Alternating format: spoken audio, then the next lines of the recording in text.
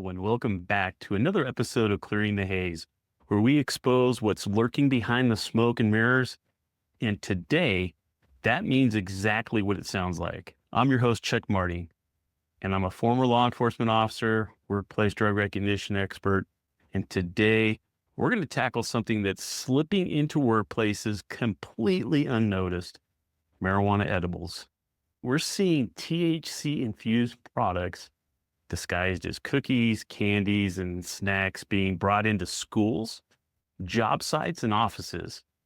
And not always by people trying to get high at work. Sometimes it's out of ignorance, or other times it's negligence. But make no mistake, the impact is real and it's growing. We just had a recent article that was put out about 11 children that were hospitalized after eating marijuana edibles at a Los Angeles elementary school. That was just days ago. 11 kids sent to the ER because someone brought edibles that looked like candy into a school. This isn't hypothetical. It's not isolated. It's a symptom of a larger issue. How lax oversight on food and drink in our workplaces can open the doors to impaired performance, liability, and even tragedy. So let's dive into this. Here's the deal. Why are edibles a hidden threat? Edibles don't smell. They don't stand out, and they can contain more THC than a regular marijuana joint. Your employees munching on a brownie in the break room? That might be dessert, or it could be 100 milligram pure distraction, impairment, and it can be causing danger. In Tulsa, Oklahoma, a Sonic manager gave a THC edible to a 16-year-old worker. She ended up in the hospital. In Connecticut, a school janitor was handing out edibles and alcohol to students. So think that can't happen at your job? Think again, because it's happening everywhere. So here's what's happening when your policies don't account for edibles. You can have impaired machine operators. You can have lost productivity. You can have insurance liability, even OSHA violations. It's going to help precipitate a culture of what can I get away with? Every workplace is vulnerable, especially those whose food and drinks are casually brought in and shared. So what do you watch for? Let me break it down for you.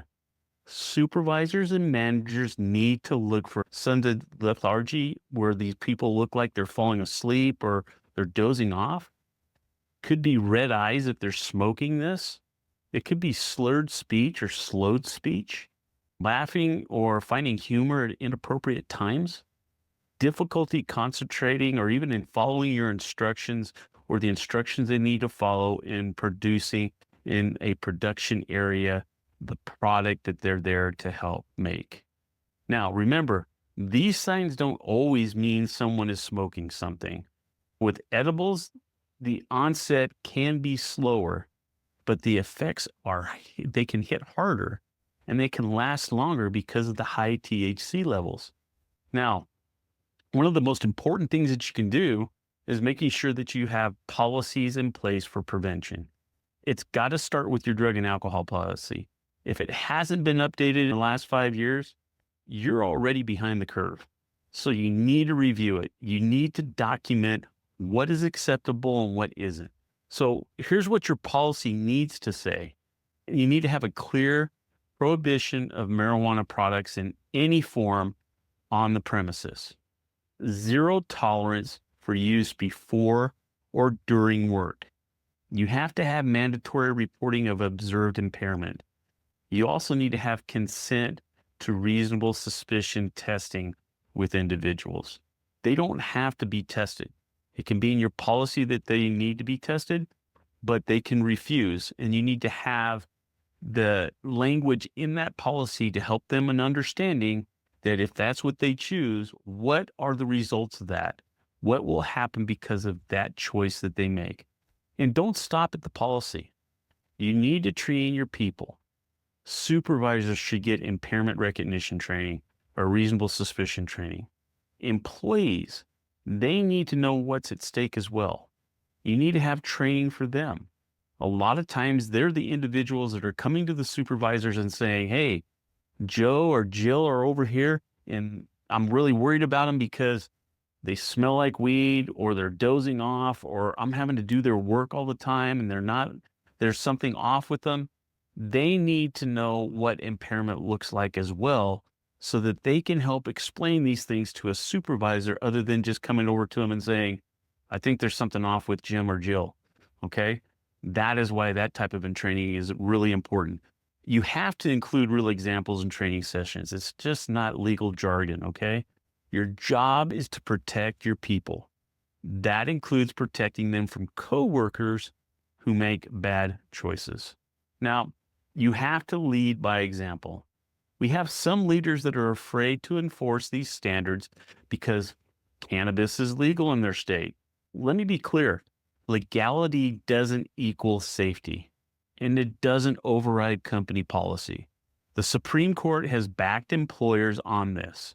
If you're within your rights to maintain a drug-free workplace, you just have to make sure your policies are airtight, consistently enforced, and supported by your training. Now, there can be a real cost of complacency with this. Look, we're not here to tell adults what to do in their own homes. But when personal choices cross into professional responsibilities, the game changes. One edible laced snack brought from home into an office, that's all it takes to cause a workplace accident, or even send someone to the ER, or even cost someone their life.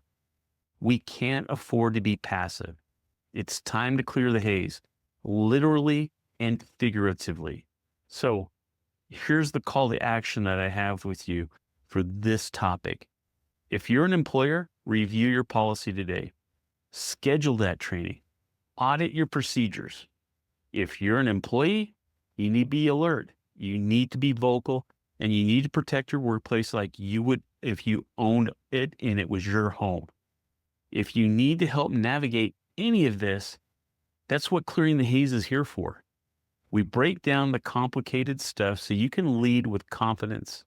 So remember to subscribe, share, and let others know we're not done. We're just getting started with this. So this is what I want you to think about. These are the things that are coming up pretty often. It's because of our lack of understanding that these things are creeping into our workplaces. We have supervisors that don't know what to look for when it comes to this, or they've gone through the training, and because it's been so long since they've taken the training, they haven't kept up with the signs and symptoms of impairment or things to look for. We need to have these type of refresher trainings. Even if you have your supervisors have periodic training with their teams to help them review these things, going over these things again, reminding them and remembering what to look for when it comes to this. These are the things that are important. This is where the liability is going to start coming off of us if we are very diligent in the way that we handle this. We understand there are some states that are requiring things like no pre-employment drug testing and things like that. But that is where the complacency and the vigilance has to step in, where we're recognizing and understanding what that impairment looks like. Because you can still, in almost every case that I know of and that I'm made aware of, you can still test for reasonable suspicion. You can still test for a post-accident. And these are the type of things that we have to remember. Because a lot of times, even with individuals that are not testing with marijuana, the overwhelming thing that the employees hear is that we're not testing for it. They don't understand that it's because of pre-employment they're not doing it. They don't remember or they don't recall when you were in the training with them as to your policies, procedures, things like that, that they were reminded that under these circumstances, they can be tested. Believe me, like some of you out there, we've had them come into our facility and say, They don't even test for it, so I'm not even worried about it. Okay. We see this all the time. We need to tell employers why it's important, even if they're not required to test for it, to test for it. Because if not, what are you pretending not to know? Because then when it happens, you're going to have to stand tall and you're going to have to answer those questions as to why you're not testing for it when these type of situations can come up. Now somebody's hurt or worse and we're having to deal with it because they're not going to go after that employee that did it. They're going to come after the employer who allowed it in their eyes to happen. Remember this. Remember to share this episode with those that you know that would find this topic of interest and who should be reviewing and implementing these things in their workplace to protect themselves, their employees, and their clients and their communities. So until next time, I'm Chuck Marting with Clearing the Haze podcast, where we try to help you by alleviating the confusion and help you see things a little bit more clearly and put into perspective.